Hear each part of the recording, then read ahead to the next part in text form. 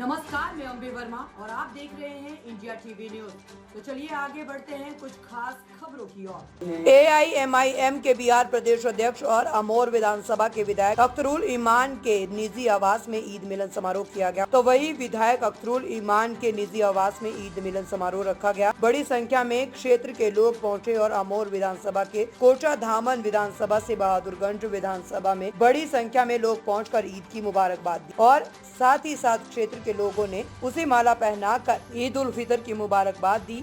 और वही लोगों ने कहा कि अख्तरुल ईमान ने विधानसभा के क्षेत्र के लिए हमेशा आवाज उठाते रहे हैं। वहीं चौमुखी विकास के लिए कई महत्वपूर्ण आवाजें उठाई गई है और धरातल पर विकास भी हुआ है। वही विधायक अख्तरुल ईमान ने पूरे देश एवं बिहार एवं विधानसभा वासियों को ईद उल फितर की मुबारकबाद दी है। वहीं विधायक अख्तरुल ईमान बेबाक अंदाज में वह जाने जाते हैं, वह पूरे बिहार के मसीहा के नाम से भी जाने जाते हैं। वहीं ईद के मौके पर लोगों ने बड़ी संख्या में उनके आवास पर आए और उसे मुबारकबाद दी। वहीं विधायक अख्तरुल ईमान ने वक्फ बोर्ड बिल संशोधन पर जमकर बरसे और कहा कि धर्म को हिंदू और मुस्लिम के नाम पर न बांटे। देश स्वतंत्र देश है, हम सब मिलजुल कर रहते हैं, सरकार अपना बिल को पुनः वापस ले। और वही विधायक अख्तरुल ईमान ने अमोर विधानसभा से 2025 में इलेक्शन लड़ने की निर्णय कर लिया और जनता के सामने में खुलासा भी किया। पूर्णिया से रिपोर्टर मोहम्मद नुमान आलम। हो रहा है और ईद की जो त्यौहार है वो शांतिपूर्ण रूप से सफल हो चुका है। एक तरफ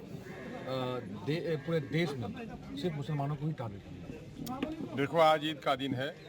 रमज़ान मुबारक के बाबरकत महीने के गुजरने और बेहतर तौर पर गुजरने के शुक्राने का दिन है।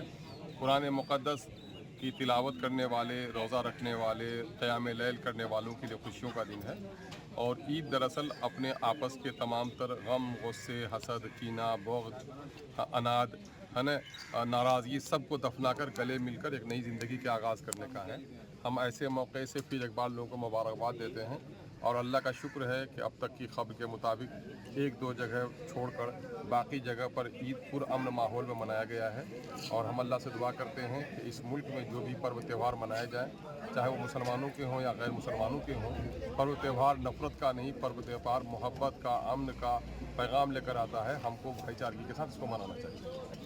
सर, दूसरा सवाल है कि अभी वक्फ बोर्ड पर जो है वो लगातार जमीयत की तरफ से सारी जो कमेटी है उनकी तरफ से बार बार रिक्वेस्ट की गई कि अगर कुछ ऐसे लोग हैं जो वक्फ बोर्ड के समर्थन में जाके बिल को वोट करते हैं और लोगों को अफ्तार पार्टी में बुलाया जाता है, तो जो मुस्लिम समाज के बड़े बड़े कमेटी हैं उन लोगों ने बहिष्कार किया है। देखिए, इस पर तफसीली बात हम लोग दूसरे मौके से करेंगे। हम ये एक पैगाम देना चाहते हैं कि आज़ाद हिंदुस्तान पर मुसलमानों पर जितनी भी मुसीबतें आई, चाहे मुरादाबाद में गर्दन कटी हो, मीरठ और जलियाना बाग में मीरठ में कटी हो, चाहे गोधरा में गर्दनें कटी हो, चाहे बाबरी मस्जिद टूटी हो, ये तमाम तर को एक पलड़े में रख दिया जाए और वक्फ तरमीमी बिल 2024 के मुमकिन अंदेशों को एक पल्ले में रखा जाए, तो मैं समझता हूँ ये पलड़ा भारी होगा। चूँकि मामला अगर ये वक्फ का काला कानून जो एक नंगी तलवार है मुसलमानों की गर्दनों पर, उनके बाप दादा की मीरास और उनकी जायदाद पर, ये नंगी तलवार है हिंदुस्तान के पुरअमन आइन और सेकुलर आइन पर, और ये तलवार है हिंदू और मुसलमानों के मोहब्बत की आस्ती पर। और ये काला कानून अगर बन गया, एक बाबरी मस्जिद का नहीं, हज़ारों बाबरी मस्जिद के मसाइल खड़े होंगे। हिंदुस्तान में मुसलमान ज़िंदगी में चैन से नहीं जी पा रहा है, कब्रिस्तानों में दफनाने में दिक्कत होगी और पूरे मुल्क में खाना जंगी की कैफियत पैदा होगी।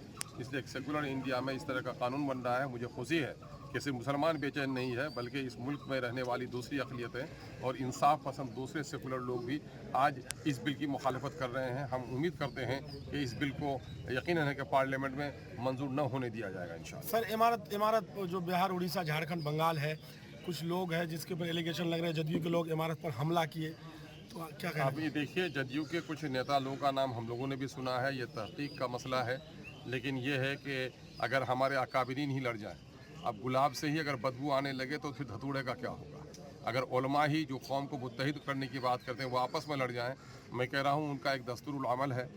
वक्त जो अमरत शरिया है वो ऐरी गैरी तंजीम नहीं है, हिंदुस्तान की नुमाइंदा तरीन और कदीम तरीन तंजीम है। 100 साल से ज़ायद उसके हो गए वजूद में आने के, और ये वो नुमाइंदा तंजीम है जिन्होंने हिंदुस्तान के मुसलमानों की रहनुमाई की है। खासकर बिहार, उड़ीसा, झारखंड और बंगाल में मुस्लिम उम्मत को जोड़ने में बड़ा काम किया है।